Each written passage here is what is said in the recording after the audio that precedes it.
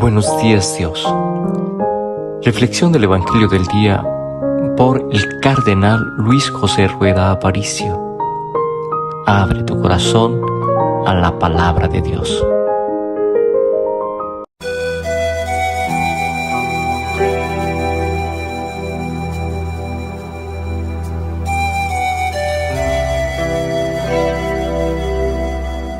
En el nombre del Padre, y del Hijo, y del Espíritu Santo. Amén. Gracias, Señor, por el día, por tu mensaje de amor que nos das en cada flor, por esta luz de alegría. Te doy las gracias, Señor. Gracias, Señor, por la espina que encontraré en el sendero, donde marcho pregonero de tu esperanza divina. Gracias por ser compañero. Gracias, Señor, porque dejas que abrace tu amor mi ser, porque haces aparecer tus flores a mis abejas, tan sedientas de beber. Gracias por este camino donde caigo y me levanto, donde te entrego mi canto mientras marcho peregrino, Señor, a tu monte santo. Gracias, Señor, por la luz que ilumina mi existir, por este dulce dormir que me devuelve a tu cruz. Gracias, Señor, por vivir. Amén. Lectura del libro del Génesis, capítulo 3. La serpiente era la más astuta de los animales del campo que el Señor Dios había hecho, y dijo a la mujer: ¿Cómo es que les ha dicho Dios que no coman de ningún árbol del jardín? La mujer respondió a la serpiente: Podemos comer los frutos de los árboles del jardín, solamente del fruto del árbol que está en la mitad del jardín, nos ha dicho Dios, no coman de él ni lo toquen, bajo pena de muerte. La serpiente replicó a la mujer: No morirán. Bien sabe Dios que cuando coman de él se les abrirán los ojos y serán como Dios en el conocimiento del bien y del mal. La mujer vio que el árbol era apetitoso, atrayente y deseable porque daba inteligencia. Tomó del fruto, comió y ofreció a su marido, el cual comió. Entonces se les abrieron los ojos a los dos. Se dieron cuenta de que estaban desnudos. Entrelazaron hojas de higuera y se las ciñeron. Oyeron al Señor que pasaba por el jardín a la hora de la brisa. El hombre y la mujer se escondieron de la vista del Señor Dios entre los árboles del jardín. Palabra de Dios, te alabamos, Señor. Este capítulo 3 del Génesis que hemos escuchado, igual que los capítulos anteriores, están llenos de simbología. Es necesario que descubramos esos símbolos, y tal vez los especialistas en Sagrada Escritura pueden profundizar un poco más. Símbolos que encontramos: la serpiente, el árbol, el conocimiento del bien y del mal, la desnudez, el vestido, el jardín. Son símbolos utilizados en la palabra de Dios para dar un mensaje. A nosotros nos corresponde buscar ese mensaje central y tomarlo para nuestra vida. Lo que se nos está diciendo allí es que el mal también hizo presencia en medio de la creación, en medio de todo lo bueno que Dios había creado. Pero clarifiquemos algunos aspectos. Primero, la mujer no es la culpable del mal, ni es la portadora del mal. Ella es víctima del mal. Ella también es engañada. Segunda enseñanza: con el mal es mejor no dialogar. El símbolo del diálogo de la mujer con el mal, representado en la serpiente, es un símbolo que nos lleva a nosotros a pensar que muchas veces nosotros consentimos en el mal. Sabemos que el mal está ahí, que el mal quiere contaminarnos, que el mal quiere hacernos equivocar, y nosotros muchas veces, confiados en nosotros mismos, nos arriesgamos, jugamos con el peligro, y ese peligro nos lleva a nosotros a caer porque somos frágiles. Por eso, con el mal es mejor no dialogar, es mejor alejarnos, es mejor evitar ese contacto para que nosotros no caigamos debido a nuestra fragilidad. Pero otra enseñanza que podemos tomar para nuestra vida es que el mal muchas veces nos hace sentir que somos enemigos de Dios y que Dios no nos ama. Cuando nosotros aceptamos ese razonamiento, que Dios no nos ama y que debemos liberarnos del yugo de Dios, entonces queremos ser como dioses y querer vivir sin Dios, dándole la espalda. Ahí vienen todos los fracasos, todos los sufrimientos para nuestra vida, para nuestras comunidades, para el mundo entero. Si miramos la historia de la humanidad, nos damos cuenta que los peores momentos de la historia son aquellos en que el ser humano ha tratado de hacer su vida, su historia, sus trabajos y proyectos dándole la espalda a Dios. Otro signo que encontramos es que sienten vergüenza de la desnudez el hombre y la mujer. Al final del capítulo 2 leíamos que ellos estaban desnudos, pero no sentían vergüenza.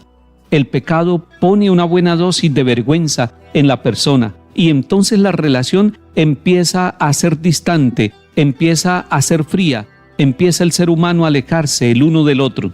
Y finalmente nos damos cuenta que en esta simbología del capítulo 3 hay una enseñanza. El hombre y la mujer, después de que sienten vergüenza y después de dejarse engañar, de ser víctimas del engaño del mal, se le esconden a Dios. Tienen miedo de Dios, no quieren ser vistos por Dios, quieren esconderse. Cuando el ser humano trata de esconder su falta, no recibe el perdón. Cuando el hijo pródigo retorna a la casa del Padre, se deja ver por el Padre, se deja mirar por Él. Cuando Pedro reconoció su pecado y su falla al negar a Jesús 3 veces, se dejó mirar por Jesús. Pero aquí el hombre y la mujer no se quieren dejar ver por el Señor.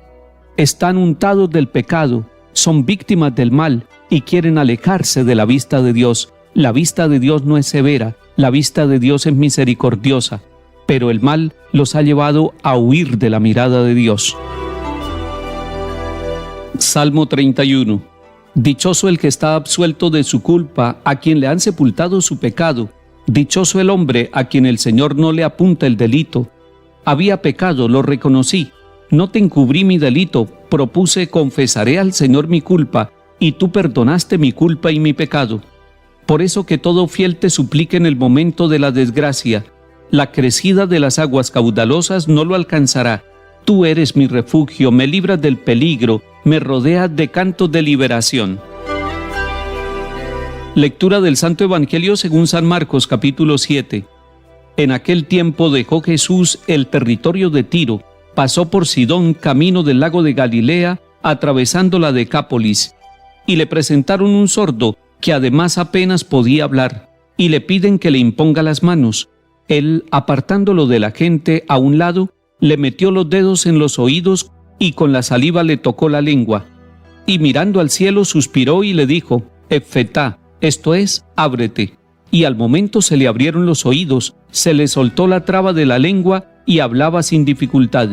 Él les mandó que no lo dijeran a nadie, pero cuanto más se lo mandaba, con más insistencia lo proclamaban ellos, y en el colmo del asombro decían, todo lo ha hecho bien, hace oír a los sordos y hablar a los mudos. Palabra del Señor. Gloria a ti, Señor Jesús. El amor de Dios no tiene fronteras. Jesús es el amor de Dios Padre, es el rostro misericordioso del Padre, como nos lo ha dicho el Papa Francisco. Y no tiene fronteras este amor misericordioso, porque el capítulo 7 de San Marcos nos muestra a Jesús en el territorio de Tiro. Es un territorio pagano, es un territorio de los no elegidos, no hacen parte del pueblo de Israel, que es el pueblo elegido por Dios.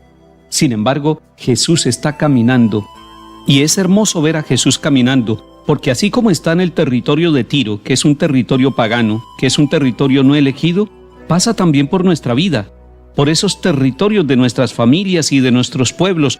Entra en las ciudades, en los lugares más peligrosos, en las regiones del mundo más sufridas por la violencia. Y ese Jesús caminante por el mundo, ese Jesús caminante por la historia de nuestra vida y de nuestras familias, es el Jesús que pasa salvando, que pasa curando. Jesús realiza la misión caminando. Él quiere hacer de cada uno de nosotros un camino por donde Él pueda transitar. Se va dirigiendo, dice el texto, al lago de Galilea, pero está atravesando la Decápolis, 10 ciudades que están bajo el dominio de los griegos. En medio de este caminar se encuentra con las personas. Es que el camino de Jesús es un camino para el encuentro, es un camino desde el corazón del Padre hasta nuestra vida. Él sigue caminando para encontrarse con cada uno de nosotros, para poder dialogar con nosotros. Él es un Salvador en salida, es un misionero en salida, y nos pide a nosotros como iglesia, lo ha dicho el Papa Francisco, que nos pongamos en salida, que hoy salgamos de nuestros encierros, que salgamos a visitar a alguien. Tal vez hay algún enfermo que está necesitando que nosotros nos parezcamos a Jesús, que nos pongamos en camino para visitarlo, para ayudarlo, para darle una palabra de ánimo, una palabra de consuelo, una palabra de salvación en el nombre del Señor Jesús. Le presentan a Jesús un sordo que además podía hablar muy poco, Es decir, una persona incomunicada no podía recibir, pero podía dar muy poco también de sí mismo. Estaba incomunicado y por lo tanto no podía entrar en relación con el mundo, con las personas y con Dios. Ya vimos en la lectura del libro del Génesis que el pecado nos encierra y nos aparta de la comunicación fundamental con Dios. Y Jesús aparta de la gente a este hombre, le mete los dedos en los oídos y con la saliva le toca la lengua. Es decir, Jesús entra físicamente en la otra persona, entra para salvarlo, no para invadirlo, sino para liberarlo. La palabra efetá, que significa ábrete, la pronuncia Jesús para abrirle el oído y el corazón y la conciencia a este hombre.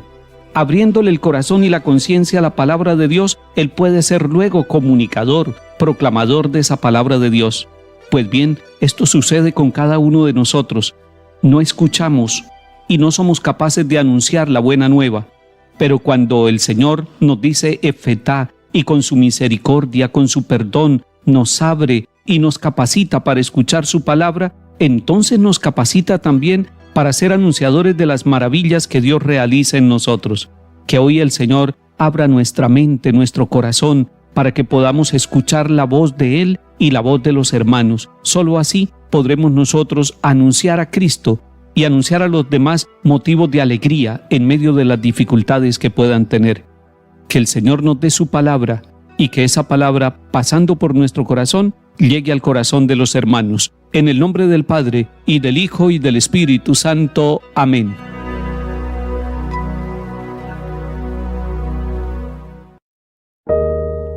Buenos días, Dios. Reflexión del Evangelio del día por el Cardenal Luis José Rueda Aparicio. Abre tu corazón a la palabra de Dios.